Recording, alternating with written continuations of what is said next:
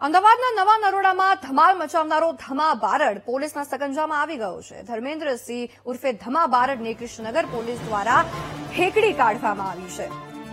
આપને જણાવીએ કે જે રીતના પોલીસ દ્વારા કાર્યવાહી કરવામાં આવી છે, ઝોન 4 એલસીબીએ ધર્મેન્દ્રસિંહ ઉર્ફે ધમા બારડને નર્મદાના કેવડિયાથી દબોચી લીધો હતો। પોલીસે આરોપીને ઘટના સ્થળે લઈ જઈને આરોપી ઘટનાનું રિકન્સ્ટ્રક્શન પણ કર્યું છે। ધમા બારડને આજે કોર્ટમાં રજૂ કરીને પોલીસ તેના રિમાન્ડની માંગ કરી શકે છે।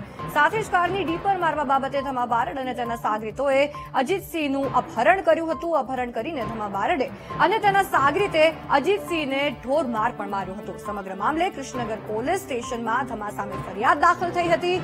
આરોપી ધમા બારડ સામે અગાઉ પણ 22 જેટલી ફરિયાદ નોંધાઈ હોવાનો ખુલાસો થયો છે। આરોપી ધમા બારડ કે જે હવે પોલીસના સકંજામાં છે, તેને પોલીસે પકડી પાડ્યો છે। એક કુખ્યાત ધમા બારડ કે જેના વિરુદ્ધ 22 ફરિયાદ નોંધાઈ ચૂકી છે, એનો આતંક ખૂબ વધી ગયો હતો।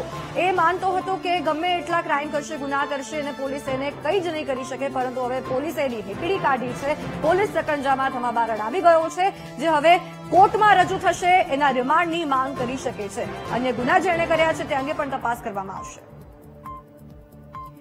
અનિતા પટણી આપણી સાથે ફોન લાઈન પર જોડાયા છે। અનિતા, ધમા બારડ, કુખ્યાત ધમા બારડના આતંકનો હવે અંત આવ્યો છે, પોલીસના સકંજામાં આવી ગયો, કોર્ટમાં રજૂ થશે, શું વિગતો?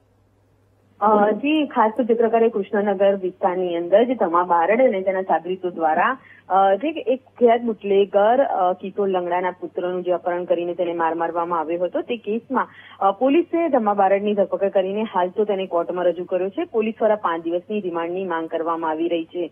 ધમા બારડની વાત કરીએ તો તે કૃષ્ણનગરમાં ખૂબ જ કુખ્યાત છે। તેની વિરુદ્ધ 15 થી પણ વધુ ગુના નોંધાયા છે। ફાયરિંગ અને મારામારીના કેસમાં તેને અનેક વખત પાસા પણ કરવામાં આવી છે। તાજેતરમાં જ પાસામાંથી તે છૂટ્યા બાદ ફરી એક વખત તેણે આજે બુટલેગરના પુત્ર સાથે તકરાર કરી હતી, તેનું અપહરણ કરીને મારવામાં આવ્યો હતો।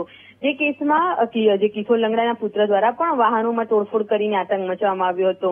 બંને વચ્ચે ચાલી રહેલા જે ગેંગ વોર ટાઈપના જે ઘટનાના મામલે હાલ તો પોલીસે જે 2 ક્રોસ ફરિયાદ દાખલ કરી હતી, જેમાં ધમા બારડ વોન્ટેડ હતો, તેને હાલ તો કેવડિયાથી ધરપકડ કરીને 5 દિવસના રિમાન્ડની કાર્યવાહી હાથ ધરવામાં આવી છે।